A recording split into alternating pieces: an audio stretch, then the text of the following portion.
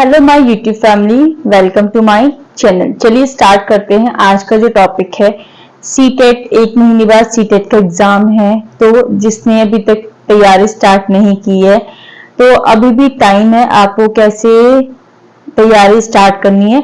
तो मैं कुछ इंपॉर्टेंट टिप्स आपके साथ शेयर करती हूँ और उम्मीद है कि आपके जरूर उससे कुछ फायदा होगा। तो चलिए, हमारे पेपर 1 में 5 सब्जेक्ट हैं, सीडीपी, इंग्लिश, हिंदी, मैथ्स और ईवीएस।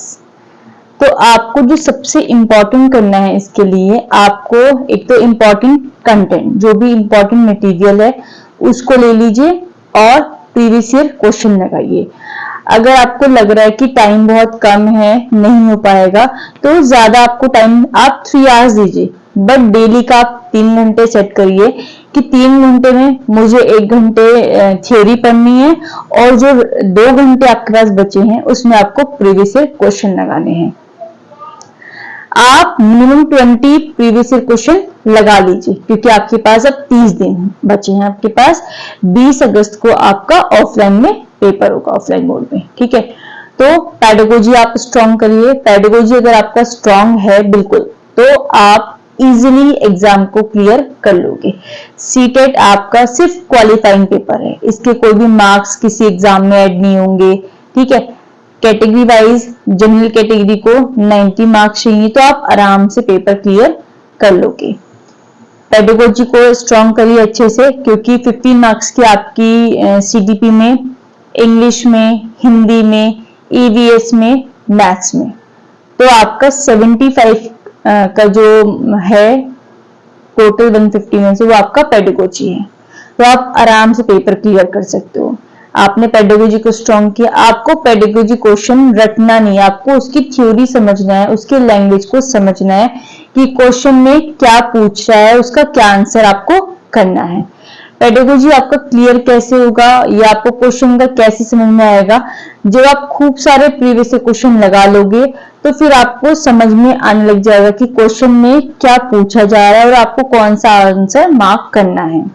सिर्फ प्रैक्टिस से आप पेडागोजी को स्ट्रॉन्ग कर सकते हो। अगर आप सोच रहे हो कि चीज रट लेता हूं तो रटने से मेरा एग्जाम क्लियर हो जाएगा, रटने से मेरा सही होगा, नहीं। जब तक आप ज्यादा से ज्यादा प्रैक्टिस करोगे, ज्यादा से ज्यादा क्वेश्चन लगाओगे, तभी आपका पेडागोजी सेक्शन अच्छे से क्लियर होगा। अब हम नेक्स्ट बात करते हैं प्रीवियस ईयर क्वेश्चन।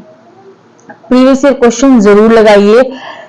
आपको एग्जाम क्लियर करने में और अच्छे मार्क्स लाने में बहुत ज्यादा इंपॉर्टेंट है प्रीवियस ईयर क्वेश्चन लगाना। उससे आपको पता चलेगा क्वेश्चन का टाइप कैसा है, कैसी लैंग्वेज में क्वेश्चन पूछे जा रहे हैं, फ्रिक्वेंटली रिपीटेड क्वेश्चन कौन से हैं, किस किस टॉपिक से बहुत ज्यादा क्वेश्चन आ रहे हैं। बहुत से बच्चे क्या करते हैं कि जो थ्योरी को पढ़ते ही नहीं है, जो सिलेबस के अकॉर्डिंग पढ़ते ही नहीं, वो क्या करते हैं, डायरेक्ट प्रीवियस ईयर क्वेश्चन लगाते हैं, प्रीवियस ईयर क्वेश्चन को देखते हैं और उनका अगर उनको कोई सॉल्यूशन नहीं आ रहा है तो वो फिर अच्छे से उस प्रीवियस ईयर क्वेश्चन के सॉल्यूशन को अच्छे से सॉल्व करते हैं, मतलब समझ के। अगर बिल्कुल थ्योरी समझ में नहीं आ रही है और प्रीवियस ईयर क्वेश्चन की वो टॉपिक बहुत ज्यादा हर साल उससे क्वेश्चन पूछा जा रहा है, तो फिर बुक से उस टॉपिक को अच्छे से रीड करते हैं। नेक्स्ट मैं बताऊंगी, जब भी आप जो भी टॉपिक पढ़ रहे हो उसका वेटेज देखो, उसके नंबर देखो कि जो आप पढ़ रहे हो वो कितने नंबर का एग्जाम में आता है। कोई टॉपिक आप पढ़ रहे हो, प्याजे पढ़ा मानो 5 मार्क्स का आता है, कोई आप ऐसा टॉपिक लेके बैठ गए जो एग्जाम में पूछा ही नहीं जाता, तो आपको टाइम वेस्ट नहीं करना है। आप वेटेज देखिए क्वेश्चन का कि कितने कितने मार्क्स का इस एग्जाम में इससे पूछा जाता है, उसी के अकॉर्डिंग आप पढ़िए। फालतू में टाइम वेस्ट मत करिए कि अब इतना टाइम नहीं है कि आप बुक उठाइए और बिना जो इंपॉर्टेंट है वो भी पढ़ रहे हैं, जो अनइम्पॉर्टेंट है वो भी पढ़ रहे हैं। सिर्फ आप इंपॉर्टेंट पढ़िए जिससे आपको पता चल रहा है कि एग्जाम में आता है और इससे मेरा एग्जाम इजीली क्लियर हो जाएगा। तो आपको प्रीवियस ईयर जरूर करना है। और नेक्स्ट पैसेज करना है आपको। पैसेज, एक पैसेज डेली लगाइए, हिंदी का लगाइए, इंग्लिश का लगाइए। अगर जो ऑप्शन सब्जेक्ट है आपका संस्कृत है तो संस्कृत का लगाइए। 15 मार्क्स का आपका पैसेज में से आएगा और आप इजीली जब आप पैसेज सॉल्व करोगे तो आपको पता चल जाएगा कि क्वेश्चन का जो आंसर है वो कैसे मार्क करना है। पहले आपको पैसेज जब भी आपको सॉल्व करना है तो सबसे पहले आपको पैसेज सॉल्व करने से पहले आपको क्वेश्चन रीड करने हैं। क्वेश्चन आपने रीड कर लिए, 5 क्वेश्चन में क्या क्या पूछा जा रहा है, फिर आप पैसेज रीड करिए, तो आपका आराम से जो पैसेज का आंसर देना है आपको, वो आराम से आप राइट मार्क कर लोगे। ये सबसे ज्यादा इंपॉर्टेंट है। नेक्स्ट, बहुत से बच्चों को टेंशन होती है कि हमारा बैकग्राउंड मैथ्स नहीं था, मैथ्स नहीं क्लियर हो पाएगा, कैसे करूं, अब तो टाइम ही नहीं है, मुझे तो मैथ्स छोड़े बहुत टाइम हो गया है। नहीं, बहुत बेसिक मैथ्स आती है, सिंप्लीफिकेशन के क्वेश्चन आते हैं, बोर्ड मास के क्वेश्चन आते हैं, वाटर एंड टाइम के क्वेश्चन आते हैं, डिस्टेंस एंड टाइम के क्वेश्चन आते हैं, बहुत सिंपली से फॉर्मूला बेस्ड क्वेश्चन होते हैं। तो आप मैथ्स की बुक RS अग्रवाल आपको सॉल्व करने के लिए मैं नहीं कह रही हूँ, सिर्फ आप प्रीवियस ईयर उठाइए और उसको सॉल्व करिए।